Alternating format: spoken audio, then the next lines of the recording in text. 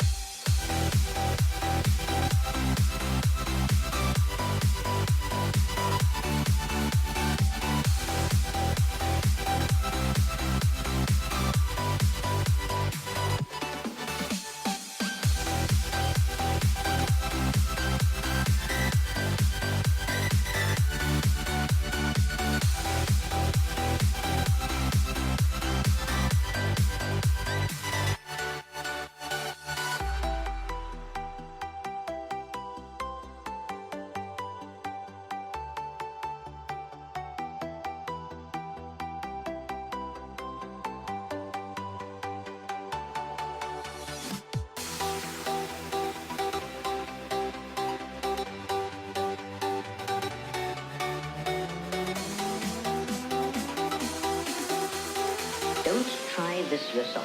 It's extremely dangerous.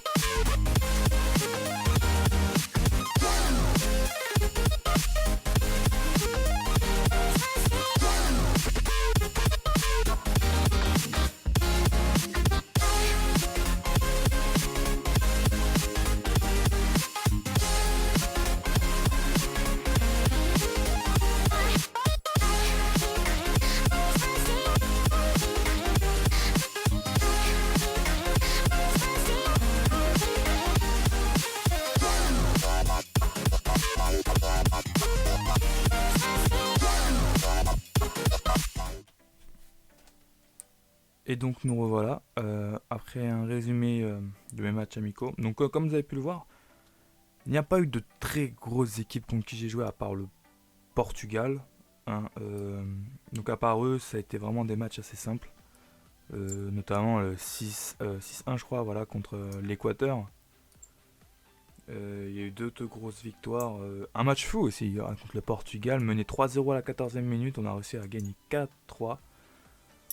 Voilà. Qu'est-ce qu'il y a eu d'autre aussi? Il y a eu les deux ballons d'or. Les deux ballons d'or qui ont été gagnés, ça a été Lionel Messi les deux fois. Cristiano Ronaldo aussi deuxième deux fois. On peut voir aussi que les qualifs pour la Coupe du Monde, les groupes ont été faits. Donc moi, la France, on tombe contre Irlande, Pologne, Roumanie, Saint-Marin et Slovénie. Donc franchement, largement faisable. Il ne devrait pas y avoir trop de difficultés pour se qualifier pour la Coupe du Monde. Avoir aussi notre groupe pour la Coupe d'Europe. La Coupe d'Europe pour laquelle on va se préparer avec ces 3 matchs amicaux. Donc on tombe avec l'Angleterre, République tchèque, Suède. Dans le groupe B, excusez-moi, Espagne, Roumanie, Serbie, Slovénie. Groupe C, Belgique, Bosnie, Danemark, Ukraine.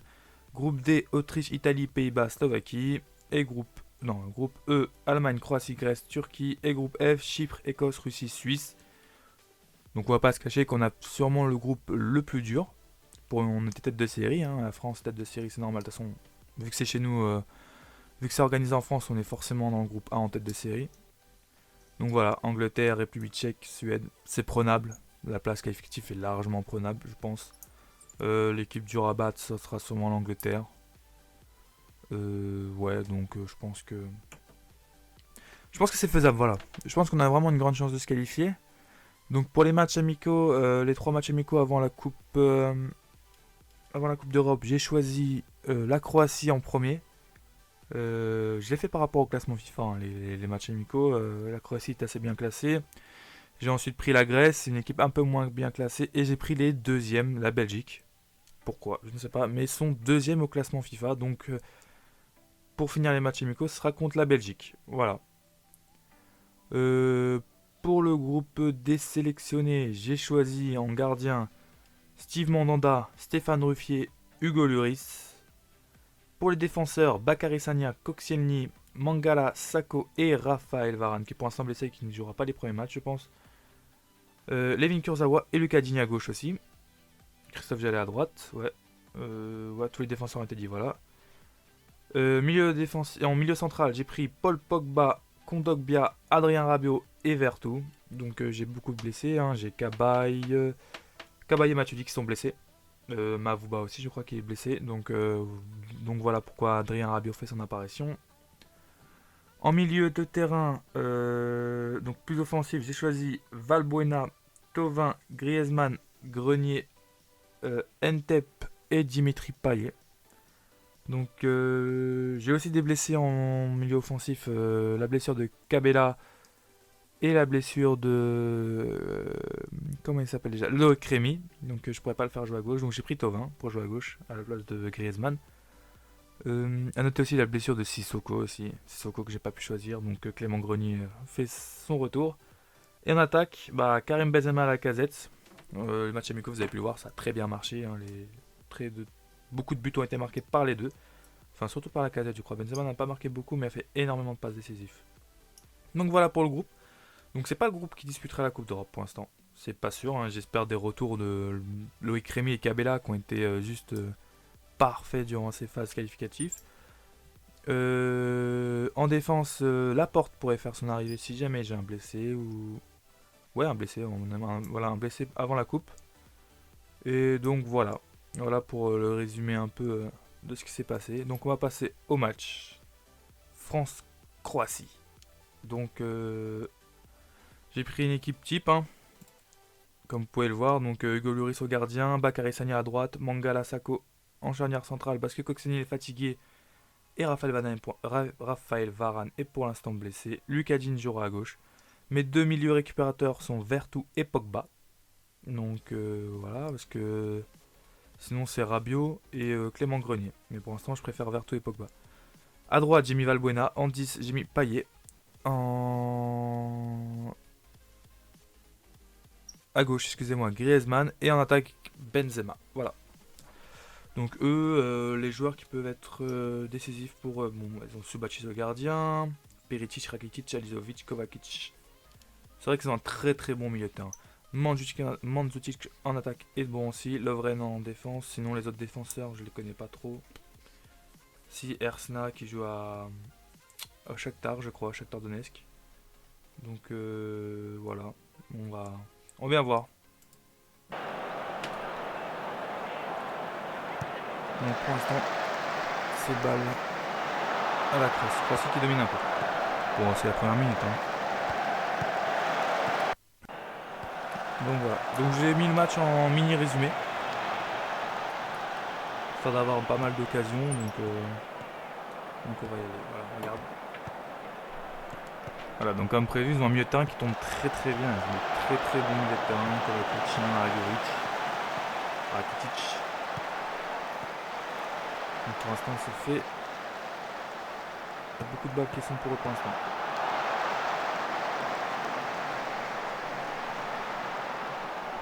Aydin.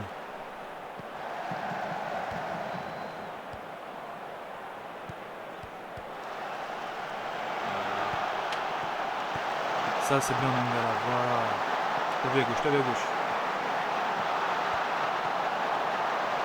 c'est dommage, Mais c'est une bonne montée de défenseurs centraux. Qui permet de créer un peu le surnombre parce que c'est vrai que leur milieu de terrain est très difficile à passer, je me répète, mais c'est vraiment un bon milieu de terrain qu'ils ont. Ça c'est bon.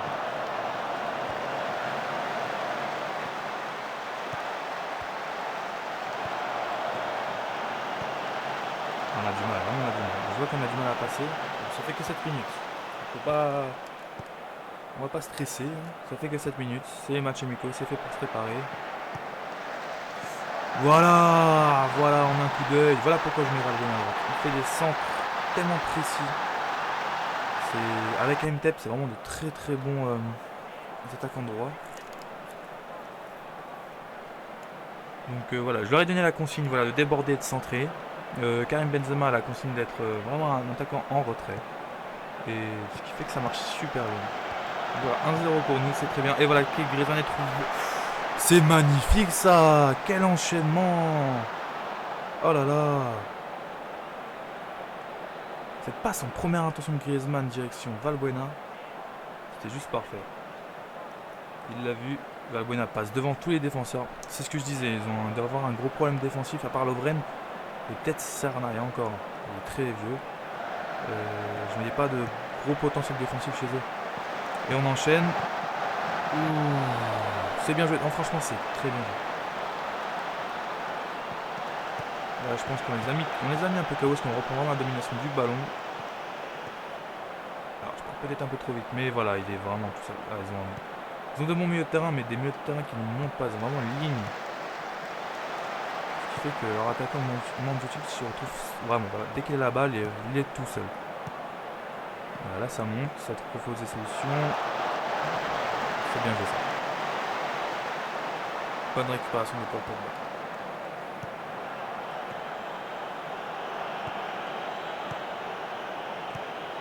Ça joue bien, avec Karim. Et un corner.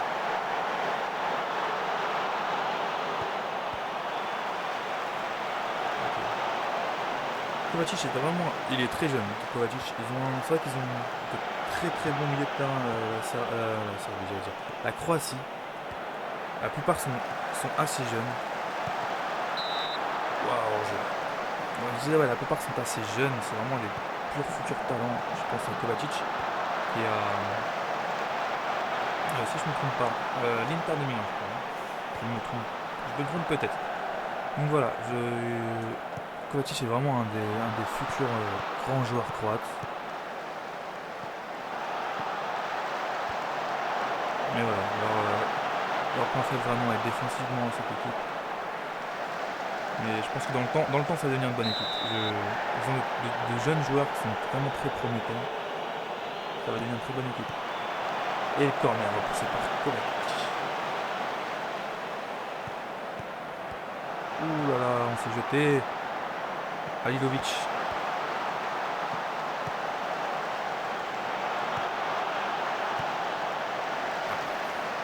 Pas de soucis pour Hugo Lloris. Hein, voilà. Bon, on fait un bon match. On domine bien. Pas trop de pression dans notre camp. Les frappes croates sont pas très impressionnantes. Et nous, on déborde bien encore une fois. Griezmann. Ouh, la frappe de Pogba.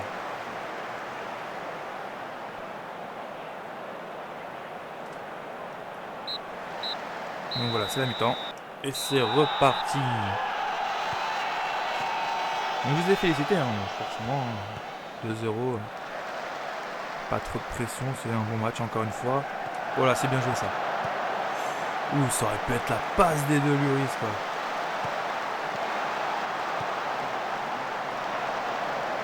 C'est vrai qu'ils ont aussi un bon gardien, c'est vrai que Subatic est très très bon.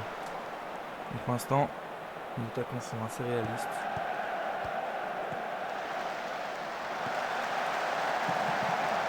Voilà, on fait tourner.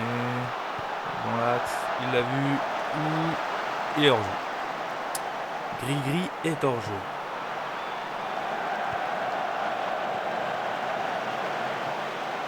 C'est une mauvaise relance. Il était sur le terrain de Kramaric sur le début du match, je pense pas. Ils ont déjà dû faire des remplacements, pas vérifier.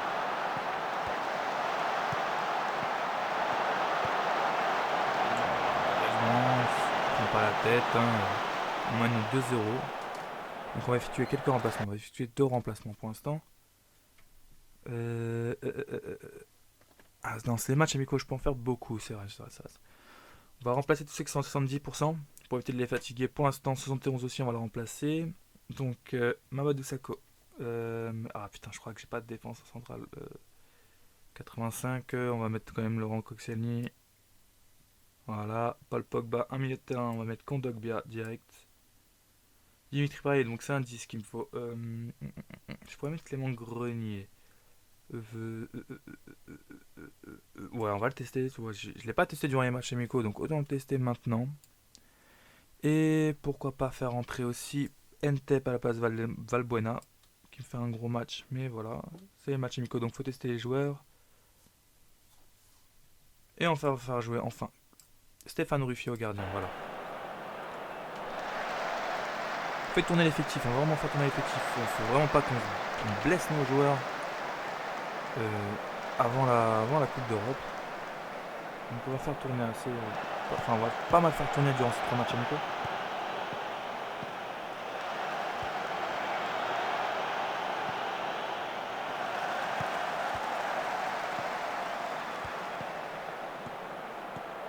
Skriniar. Je connais pas non plus, Rakitic. Kovic, Kramaric. Je mets des hitch partout, hein, c'est la Croatie, hein, je pense que ça se dit comme ça. Mais je ne sais pas, donc c'est Bacic, Mandzukic, tout votre là. Je pense que c'est comme ça que ça se dit. Ah, donc ils ont fait un remplacement, ils ont remplacé leur gardien eux aussi. On va attendre encore 3-4 minutes avant de le revoir. Oh la frappe magnifique de. Comment ça s'appelle? Ant Koric, on va dire Koric. Hein. Je le connais pas du tout, mais c'est une très belle frappe. Et c'est souvent une erreur de notre défense. Voilà, Lucadine qui a pas assez récupéré. Personne n'est monté sur lui assez rapidement. Et il enchaîne sur une frappe. Ah, mais elle est magnifique. Je le connais pas, il doit être jeune. Voilà, on va effectuer quelques remplacements encore. Voilà, 69%. C'est quoi mon autre. On va faire rejouer Rabiot, tiens, pour son toute première sélection, Adrien Rabiot. On va changer le reste. Bakary Sagna, Christophe Jallet va rentrer. Ah, je ne peux plus faire des remplacements. Donc c'est combien? 1, 2, 3, 4, 5, 6. 6 remplacements. D'accord, donc on a droit qu'à 6 remplacements. Ah, c'est déjà bien. Faudrait pas qu'on aille se faire égaliser. Pour moi, ce serait vraiment pas bon. Voilà, mais on monte pas assez dessus. On va enlever ça. Voilà. Petite causerie en mode prudent. On va demander de donner un peu plus sur le terrain. On va se faire égaliser.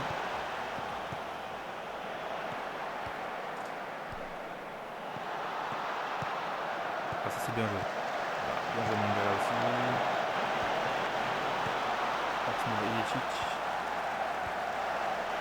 Koscielny vraiment indiscutable en défense Koscielny. Là, il est fatigué donc c'est pour ça qu'il n'est pas titulaire. Mais il le sera c'est sûr. Avec Varane, on n'a pas. Ouh, ça c'était bien joué Benzema. C'était bien joué. On va jouer en contrôlé, on va contrôler le match. C'est vrai que j'ai une tactique très offensif. Donc j'ai mis aussi ma tactique en offensif. Mais on va jouer en contrôlé.